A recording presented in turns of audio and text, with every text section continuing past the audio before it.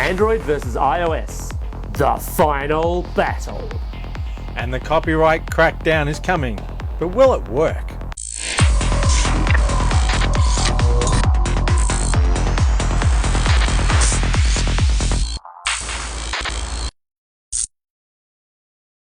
Welcome to Vertical Hold, the tech show where we channel surf through the headlines in search of the big picture.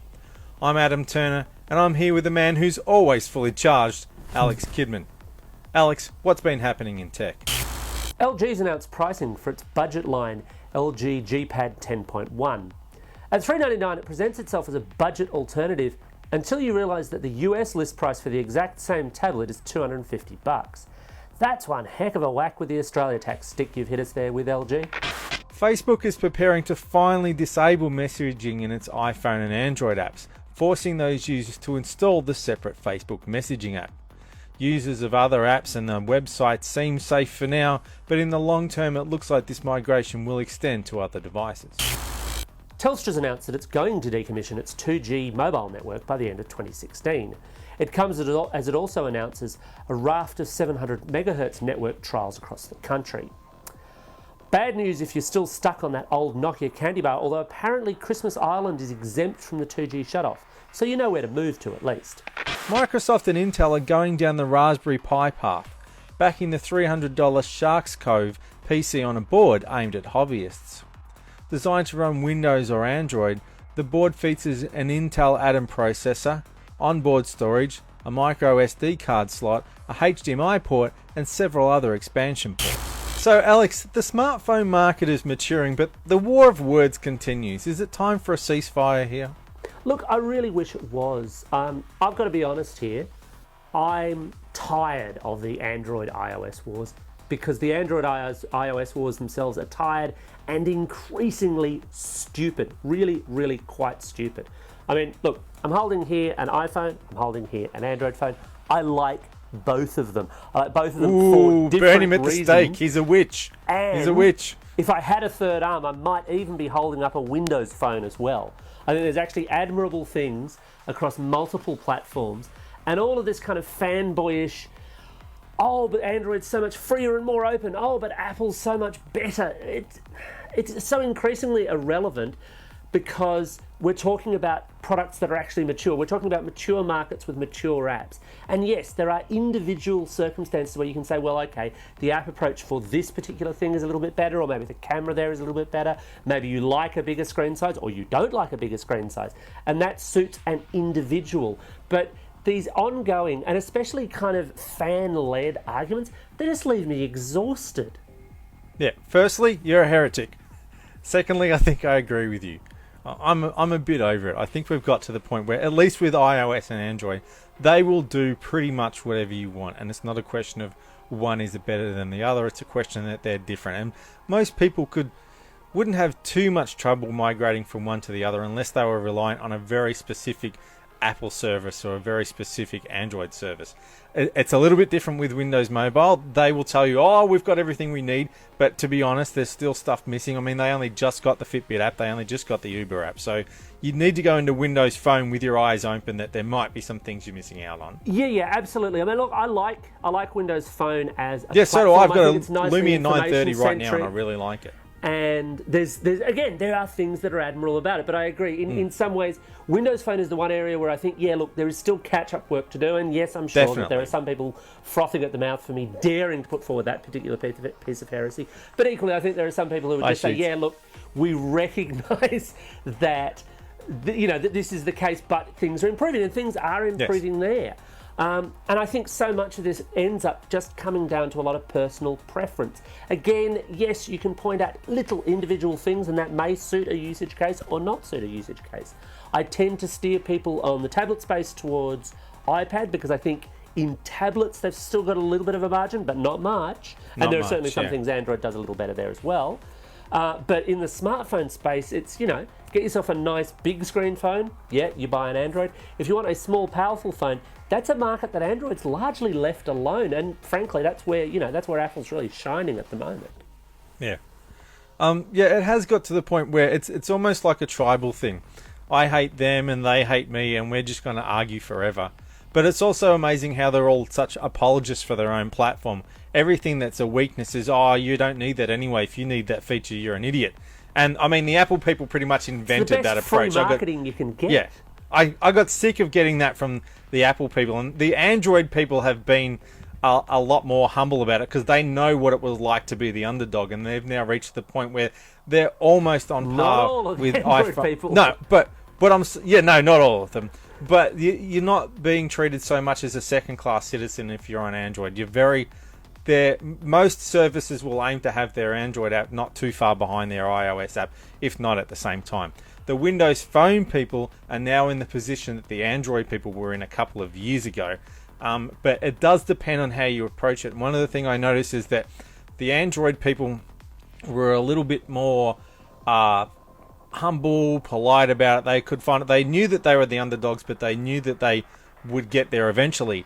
The Windows Phone people can be a little bit more full-on sometimes and don't realize that they may actually be shooting themselves in the foot by screaming at people, where's my app, and then wondering why they don't get an answer. Yeah, I mean, I guess the other thing that really annoys me about this is that there's this kind of monomaniacal point of view that says, well, actually, everything would be so much better if everything was Android, everything was iOS, even everything was Windows Phone. And actually, the reality is it wouldn't. The one thing that terrifies me in this market is the idea that you'd have one single dominant platform, because frankly, that's a real recipe for a whole lot of stagnation. Yes, exactly. That's what's made iOS. iOS wouldn't be as good as it is today without Android. Absolutely. Android is and vice what pushed versa. iOS and to vice be versa. better. Yeah. Yeah. So it is good. Competition is a good thing. It forces them to raise the bar. Even if occasionally they steal features from each other, at least they are improving over time. If iOS was the only touchscreen app, we'd have what we had 2 or 3 years ago. Absolutely. I mean, it's the easiest bit of dog whistle writing to do. I love Android because I've left my iPhone because I jumped from Windows. And, you know, it incites a few page hits and people argue back and forth. But ultimately, it's all this kind of meaningless pseudo-marketing speak that really doesn't actually achieve much. And I mean, that's basically why I'd like a ceasefire in this particular war. But maybe that's just me. So, Adam, there's been a leak, but not this kind of leak. A leak of a government paper, specifically relating to copyright law. What's the story here? Well, the governor have been saying for a while that they want to review the copyright laws, and it's been pretty clear that they're not actually interested in doing a review that gives everybody a fair go. Their idea of a review is just tightening up the rules to protect Hollywood and not really worrying too much about the rights of Australians. And that's pretty much been confirmed by this leaked draft discussion paper that we've seen, where they talk about what they might do with the new laws. In one sentence in passing, it says, oh yeah, and by the way, it would be nice if the content providers actually gave Australians a fair deal. And then the entire rest of the report is all about how we will punish Australians for doing the wrong thing and how we will try and block them accessing this kind of stuff. So they really seem like they're just doing their best to look after the interests of Hollywood and not the people who actually voted or didn't vote for them to be there. So is this the 3 strikes kind of stuff that we've discussed before? Well, yeah, they didn't go too hard on that 3 strikes. They weren't like, we're going to come around and break down your door and cut off your internet. It was a little bit more graduated responses and warnings and stuff like that. I think the frustration that people have is not so much in the draconian nature of what they were planning to do, but the fact that it's so one-sided. It's so very much Hollywood is in the right, we're in the wrong, and there's no room in the middle for them to actually maybe negotiate a better deal for us. Where's the discussion paper about how the Foxtel Game of Thrones deal affected Australians? Where's the discussion paper on geo-blocking and all that kind of stuff? No, we're not interested in that. That's in the too hard basket because we'd have to pick a fight with Rupert Murdoch if we wanted to do that. Instead, we'll go down the easy path, which is just picking a fight with pirates and putting in filters and stuff like that kids can bypass. So it's really not going to achieve anything, but it's going to look like they're doing something, and it really feels like a paper from people who want to look like they're doing something rather than people who actually want to do something. So it's a whole lot of, noise and fury signifying nothing, but they're also they're flipping a lot of this stuff back onto the ISPs, which of course, they are dumping a lot of it on the 2012 High Court ruling that iiNet won, talking about that's the thing they've always wanted to that was a real blow to them and to the copyright police and the whole thing. They were hoping to beat IINet and then sort of springboard off that to introduce this whole raft of changes. And if you don't put these changes in place, then you will suffer the same fate. That didn't go their way, and ever since they've been trying to figure out how to deal with that. So part of this is to put in new laws, new regulations, which pretty much undo that verdict and do put it all on the ISPs. It's up to the ISPs to block this stuff. It's up to the ISPs to sort it out. It's their responsibility, and it may even be up to them to pay it. And that's one of the things that they've been arguing about for a long time, is to introduce a system like this is not free, and who's going to foot the bill? Yeah, and I mean, again, we've kind of gone over this before, but it is that difficult position where, frankly, yeah, look, it is a new media landscape. The internet does change all of this stuff, both in terms of the immediacy of content, even just the delivery of that content, because a lot of this stuff dates back 10, 20, 30, even 40 years, where you might have had, 20, 30, 100 prints of a film to distribute worldwide, and they'd go through the States first and then maybe hit the UK, and then maybe Australia would get them way, way, way down the track, and that was a business model they rather liked. That seems to be the business model that they're trying desperately to hold on to, and it's definitely last century thinking. Yeah, and that's the thing, that the government seems more interested in helping them to hang on to that business model than helping them and us transition into the new way of doing things. And I think that's what frustrates Australians. And Australians, they say, are some of the world's worst pirates. But when you look at the deal that we get from Hollywood, even the deal that we've got from the local broadcasters in the last few decades, you can see why Australians have been driven to go to other alternatives, some of which are less legitimate than others. And to be honest, they will struggle to get people back now, even if they do the right thing, because basically we've been trained to do the wrong thing. We've been treated so badly for so long that we've just become a nation of pirates. And even if they do turn around and offer us a better price tomorrow, a lot of people won't come back. I think that the horse is bolted there. I think I've got to disagree with you. I don't think we've become a nation of pirates. I think we've become a nation of much better informed people. As soon as people were who are sick of getting screwed. Netflix, and again, we've covered this before to a certain extent. Netflix is not the be-all and end-all, but it's a really good example. No. As soon as people were aware that Netflix was out there doing a specific set of content for $10 a month, suddenly paying Foxtel $100 a month, yeah, that looks like a horribly expensive proposition. It is a little bit more economically complicated than that, but people are not ignorant of these facts. People shop overseas.